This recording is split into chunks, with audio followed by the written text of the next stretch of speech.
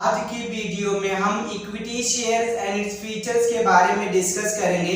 तो इस कंसेप्ट को समझने के लिए आप हमारा वीडियो अंत तक देखें। अगर इस चैनल पर आप नए हैं तो इस चैनल को सब्सक्राइब करना ना भूलें। तो चलते हैं हम लोग अपने टॉपिक पर। हमारा टॉपिक क्या है? Equity shares and its features के बारे में हमको इस वीडियो में डिस्कस करना है। लेकिन इस वीडियो को आगे बढ़ने से पहले मैं इस बात को क्लियर कर दूं कि शेयर्स के नाम पे हमारे पास दो शेयर्स होते हैं। एक शेयर्स का नाम क्या है? इक्विटी शेयर, और दूसरे शेयर्स का नाम क्या है? हमारे पास प्रेफरेंस शेयर। तो यहाँ पे शेयर्स के नाम पे हमारे पास दो शेयर्स हैं। फर्स्ट शेयर्स का नाम क्या है? इक्विटी शेयर, और दूसरा शेयर्स का नाम क्या है? हमारे पास प्रेफरेंस शेयर। तो हम लोग इक्विटी शेयर के बारे में उसका मीनिंग, उसका डेफिनेशन और उसका क्या फीचर्स है इस वीडियो में हम लोग कवर करेंगे, और प्रेफरेंस शेयर को हम लोग नेक्स्ट वीडियो में कवर करेंगे।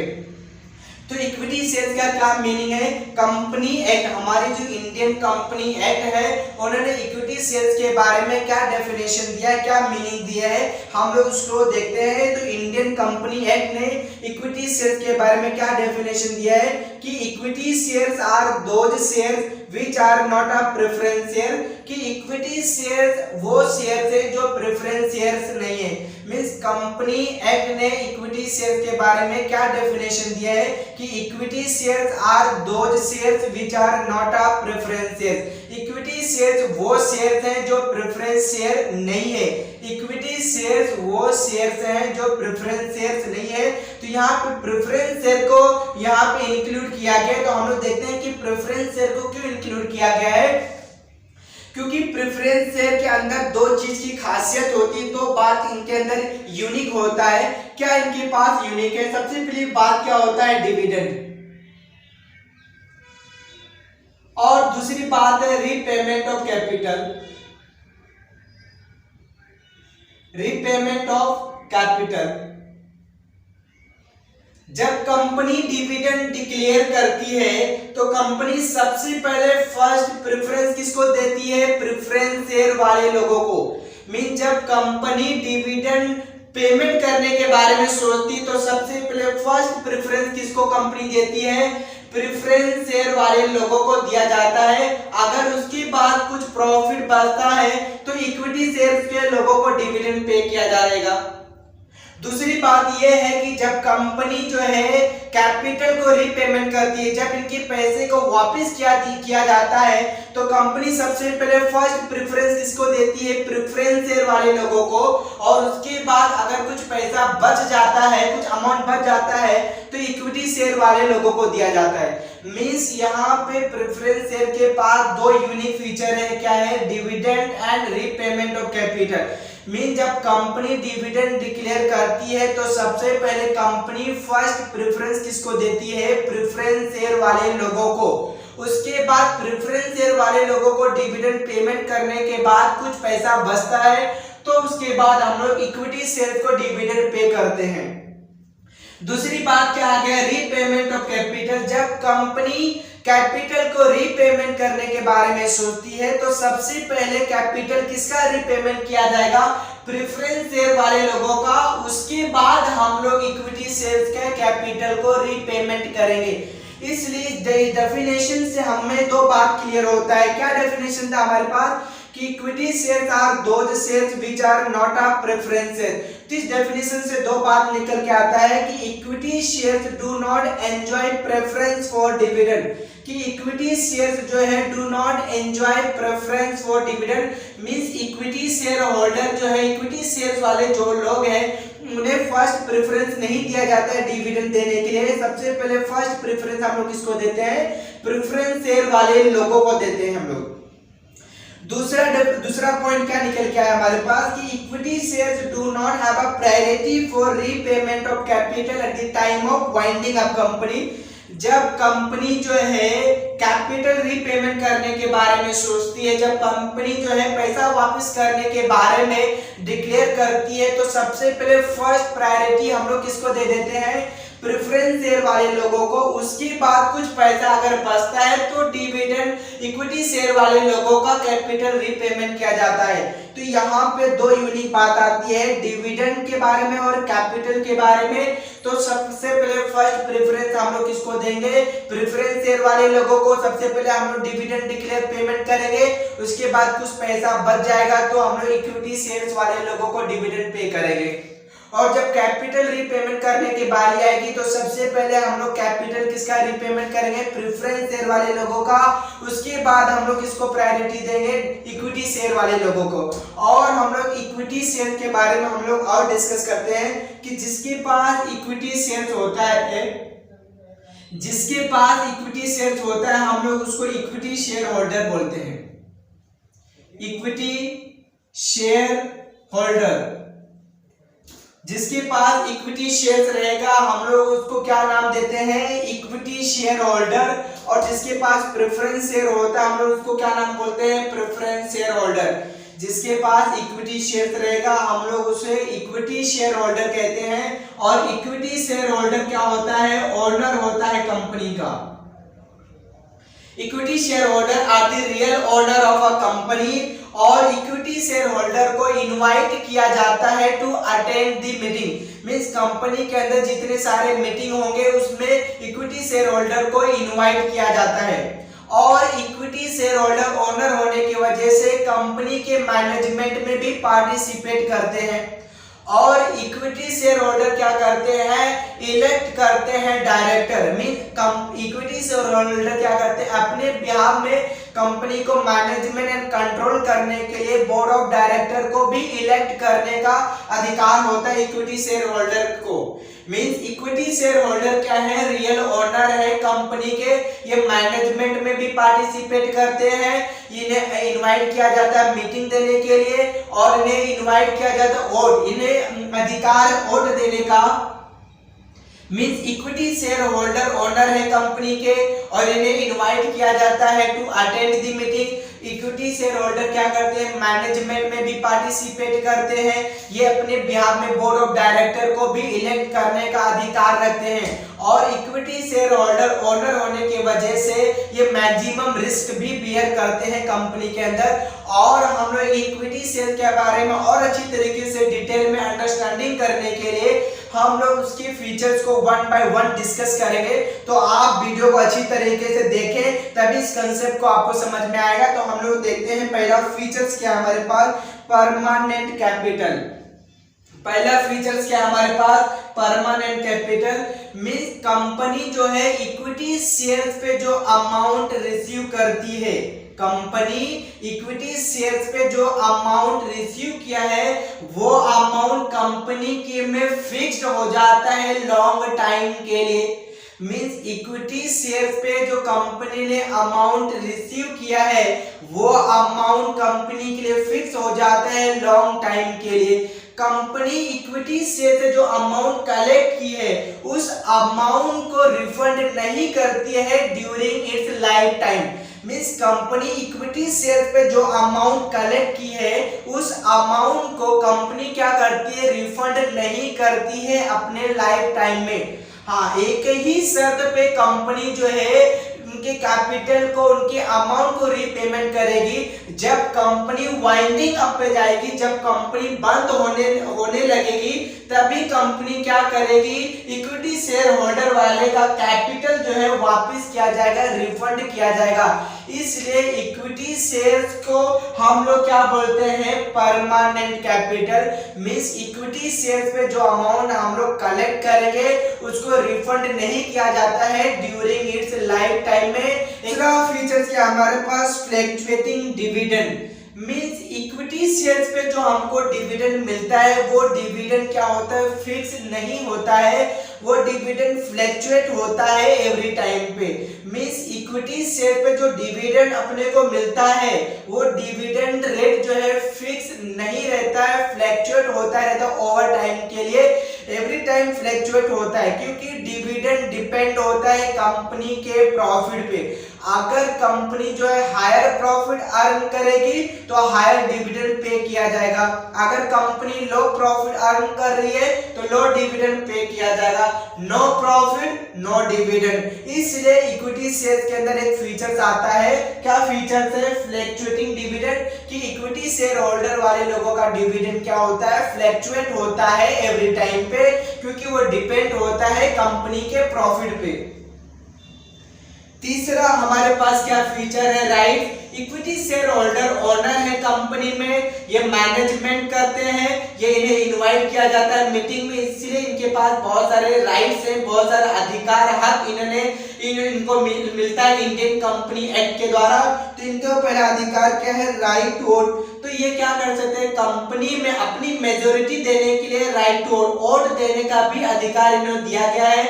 हमारे पास जो आर्टिकल ऑफ एसोसिएशन होते हैं, जो मेमोरेंडम ऑफ एसोसिएशन है, उसको एल्टर करने का, चेंज करने का भी अधिकार रखते हैं इक्विटी शेयर होल्डर वाले लोग।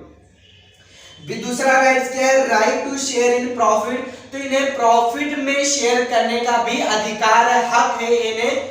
और हमारे पास तीसरा राइट क्या है? Right to inspect book, means company जो अपना बुक्स ऑफ अकाउंट जो मेंटेन करके रखती है, जो बुक्स ऑफ अकाउंट को रिकॉर्ड किया जाता है, उसको चेक करने का, उसको एनालिसिस करने का, उन्हें समझने का भी अधिकार इक्विटी शेयर होल्डर वाले लोगों को हमने दे के रखा है।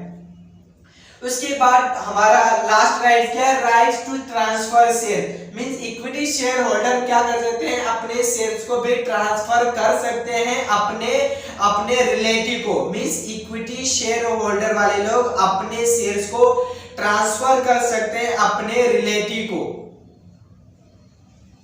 फोर्थ पॉइंट क्या हमारे पास? No preferential right. तो यहाँ पे इक्विटी शेयर होल्डर वाले के पास कोई प्रेफरेंशियल राइट्स नहीं है।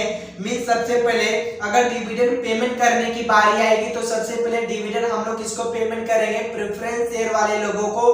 उसके बाद हम लोग किसका नंबर आएगा? इक्विटी शेयर होल्डर वाले लोगों का। उसके बाद जब कैपिटल रीपेमेंट किया जाएगा तो सबसे पहले फर्स्ट प्रायोरिटी हम लोग किसको देंगे? प्रेफरेंस शेयर वाले लोगों को। उसके बाद हम लोग किसको देंगे? इक्विटी शेयर होल्डर वाले लोगों को। इसलिए इसका एक फीचर आता है नो प्रेफरेंशियल राइट। और फिफ्थ पॉइंट क्या हमारे पास? Controlling power. अब इक्विटी शेयर होल्डर क्या करते हैं? कंपनी को मैनेजमेंट करने का, कंट्रोल करने का, सुपरवाइज करने का अधिकार किनके पास है? Equity share holder. Means company का कंट्रोलिंग पावर किसके हाथ में रहता है? इक्विटी शेयर होल्डर वाले के पास, क्योंकि इक्विटी शेयर होल्डर क्या है? ओनर है कंपनी के। और इन लोग क्या करते हैं? मैनेजमेंट में क्या करते हैं? पार्टिसिपेट करते हैं, कंपनी को कंट्रोल भी करते हैं, सुपरवाइज करते हैं। और इसलिए अपने बिहाफ में कंपनी को अच्छी तरीके से मैनेजमेंट करने के लिए, कंपनी को अच्छी तरीके से कंट्रोल करने के लिए ये क्या करते हैं? इलेक्ट करते हैं बोर्ड ऑफ डायरेक्टर। मींस अपने बिहाफ में बोर्ड ऑफ डायरेक्टर को चुनते हैं और इनके बिहाफ में बोर्ड ऑफ डायरेक्टर क्या करता है? कंपनी को मैनेजमेंट एंड कंट्रोल करने का काम करता है। तो कंट्रोलिंग पावर या मेजॉरिटी कंट्रोलिंग पावर किसके पास होता है? इक्विटी शेयर होल्डर वाले लोगों के पास होता है, क्योंकि वो ओनर है कंपनी के। 6 पॉइंट रिस्क। अब जाहिर सी बात है कि इक्विटी शेयर होल्डर क्या है? कंपनी के ओनर है, रियल ओनर है कंपनी के। तो ये ओनर होने की वजह से इक्विटी शेयर होल्डर बियर करते हैं मैक्सिमम रिस्क। मीन ज्यादा से ज्यादा रिस्क कौन बियर करता है? Equity share holder.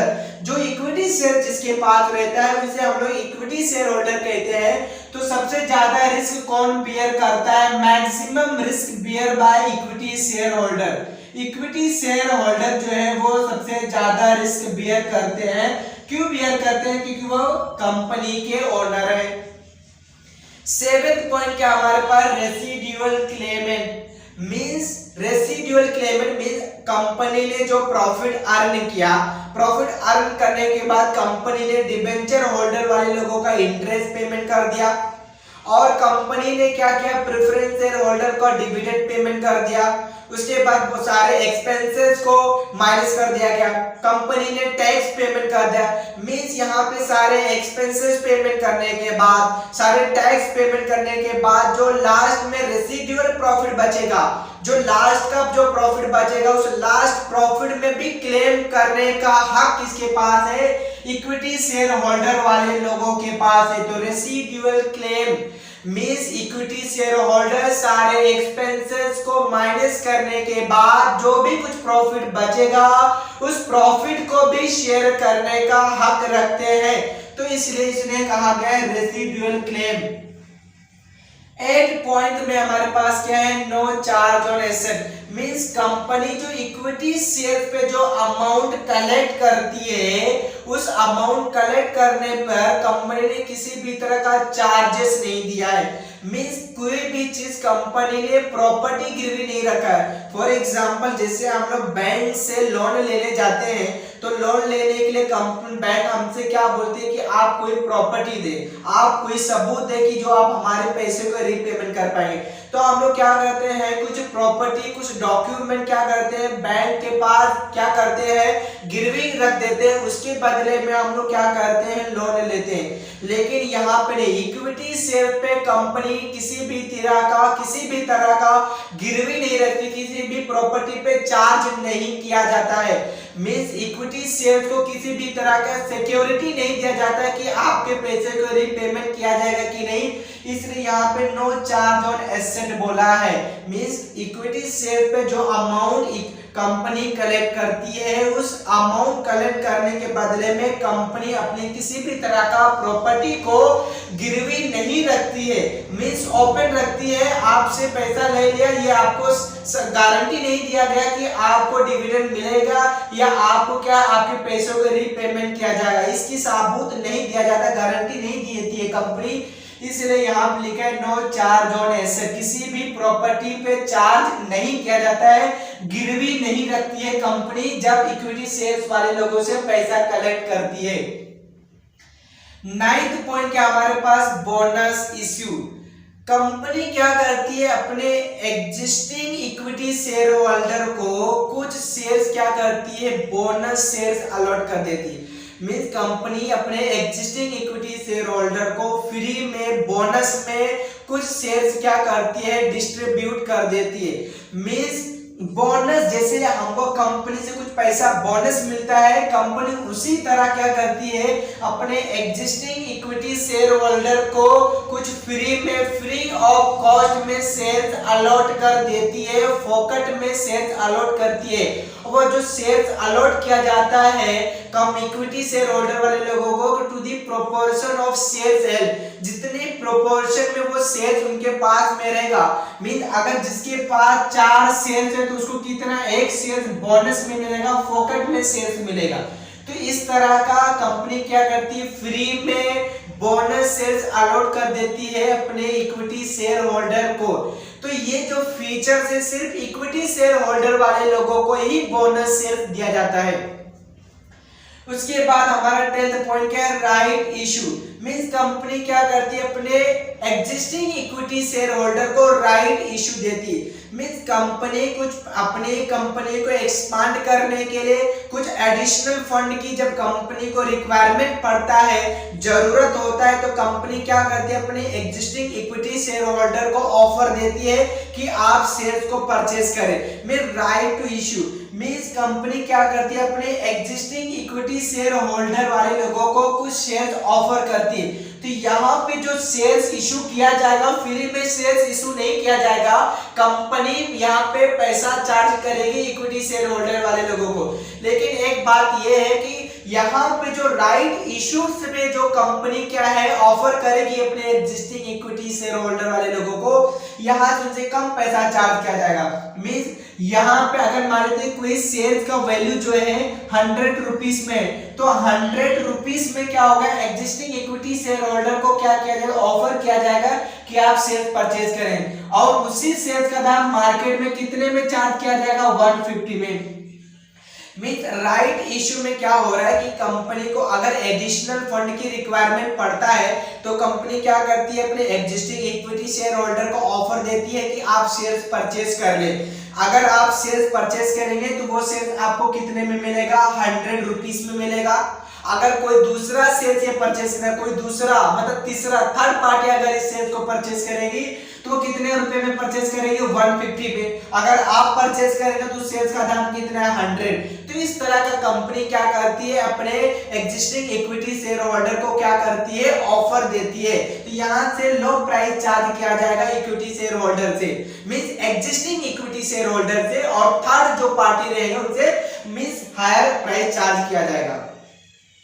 हमारे पास 11वां फीचर क्या है? Face value. तो यहाँ पे फेस वैल्यू को हम लोग नॉमिनल वैल्यू भी कहते हैं, फेस वैल्यू को हम लोग नॉमिनल वैल्यू भी कहते हैं। तो फेस वैल्यू क्या है? कंपनी क्या करती है जब शेयर्स क्या करती है? अलॉट करने के बारे में सोचती है, तो अपने शेयर्स पे क्या करती है कंपनी? क्या करती है? कुछ फेस वैल्यू डिसाइड कर लेती है। नॉर्मली जो फेस वैल्यू होता है ₹10 होता है, 100 होता है, लो वैल्यू होता है। तो यहाँ पे मान लेते हैं कंपनी अगर कोई शेयर्स अलॉट कर रही है, कंपनी कोई शेयर्स मींस इशू करना चाहती है, तो उसका फेस वैल्यू कंपनी ने कितना रख दिया? ₹10 रख दिया। तो इक्विटी शेयर का जो फेस वैल्यू होता है नॉर्मली ₹10 ₹100 में होता है। तो ये क्या हो गया? कंपनी का फेस वैल्यू नॉमिनल वैल्यू होगा। अब इसी प्राइस पे कंपनी क्या करेगी? शेयर इशू करेगी। मान लेते हैं कि उस शेयर्स का फेस वैल्यू कितना है? ₹10 में है, लेकिन कंपनी जो है उस शेयर को मार्केट में कितने में इशू करेगी? मान लेते हैं ₹20 में इशू कर दी, मीन शेयर्स का फेस वैल्यू कितना है? ₹10 में। तो कंपनी ने उस फेस वैल्यू पे कितना प्राइस चार्ज कर रही है? तो यहाँ पे कंपनी ने ₹20 में मार्केट में उसको इशू किया। तो जो ये ₹10 का जो डिफरेंस आ रहा है, जो ₹10 का डिफरेंस आ रहा है, ये क्या है? एक तरह का सिक्योरिटी प्रीमियम है, ये एक तरह का कंपनी का क्या है? प्रॉफिट मार्जिन है। मींस जो इक्विटी शेयर का जो फेस वैल्यू होता है नॉर्मली ₹10 ₹100 में होता है। तो सपोज जो company face value pre decide कर लेती, सबसे पहले कंपनी क्या करती है? अपने शेयर का फेस वैल्यू डिसाइड कर लेती। तो मान लेते हैं कि कोई कंपनी ने अपना फेस वैल्यू डिसाइड किया ₹10, लेकिन कंपनी जो है फेस वैल्यू पे शेयर्स क्या कर सकती है? इशू कर सकती है। कंपनी क्या कर सकती है? फेस वैल्यू पे भी शेयर्स इशू कर सकती है, प्रीमियम पे भी इशू कर सकती है, लेकिन डिस्काउंट पे शेयर्स इशू नहीं किया जाएगा। मींस कंपनी क्या कर सकती है कि मान लेते हैं कि फेस वैल्यू कितना है कंपनी का? मींस ये ₹10 जो है फेस वैल्यू है।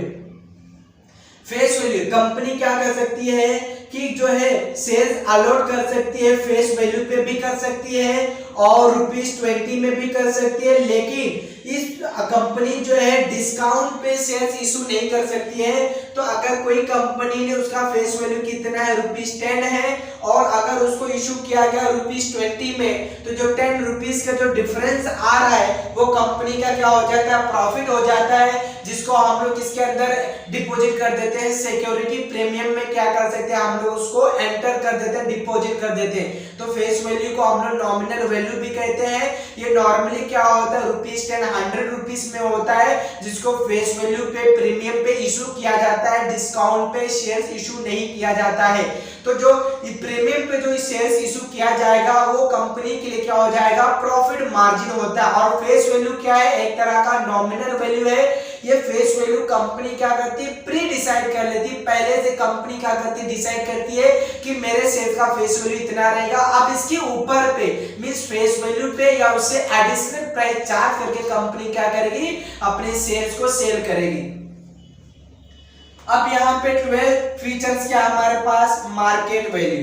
अब इक्विटी शेयर्स का जो मार्केट वैल्यू है वो डिपेंड होता है कि कंपनी कितना प्रॉफिट डिक्लेयर कर रही है और कितना कंपनी प्रॉफिट अर्न कर रही है। मींस इक्विटी शेयर्स का मार्केट वैल्यू डिपेंड है कि कंपनी कितना डिविडेंड डिक्लेयर कर रही है और कंपनी कितना प्रॉफिट अर्न कर रही है। अगर कंपनी जो है हायर प्रॉफिट अर्न कर रही है, अगर कंपनी हायर प्रॉफिट अर्न कर रही है तो हायर प्रॉफिट अर्न करेगी तो उसका वैल्यू भी बढ़ेगा, तो इक्विटी शेयर्स का क्या होगा? वैल्यू भी ज्यादा बढ़ेगा। अगर कंपनी जो है लो प्रॉफिट अर्न कर रही है तो इक्विटी शेयर्स का क्या वैल्यू क्या होगा, लो वैल्यू होगा।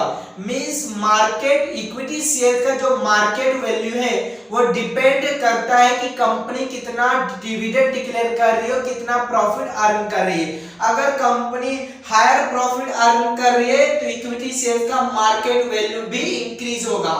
अगर कंपनी लो प्रॉफिट अर्न कर रही है तो इक्विटी शेयर का वैल्यू भी क्या होगा, लो होगा। इसलिए मार्केट वैल्यू क्या होता है, इक्विटी शेयर का फ्लैक्चुएट होता है क्योंकि वो डिपेंड है कंपनी के प्रॉफिट मार्जिन पे।